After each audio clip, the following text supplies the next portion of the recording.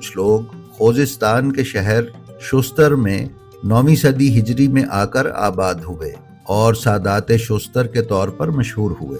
ناظرین، انہی سادات میں سن 956 ہجری میں ایک بچہ نور اللہ کے نام سے پیدا ہوا اور آگے چل کر علماء کے درمیان سید نور اللہ شوستری کے نام سے مشہور ہوا۔ اس بچے کی کنیت ابو المجد اور لقب ضیاء الدین تھا۔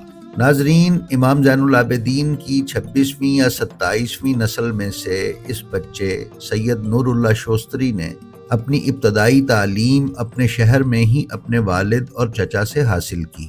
جب یہ 18 سال کے ہو گئے تو اپنے وطن کو چھوڑ کر مشہد مقدس میں آ گئے اور یہاں حوزہ علمیہ مشہد المقدس کے علماء سے علم حاصل کرنے میں مصروف ہو گئے۔ مشہد مقدس میں آپ کا قیام تقریباً 18 برس رہا۔ شیعہ ویکیپیڈیا نے مشہد مقدس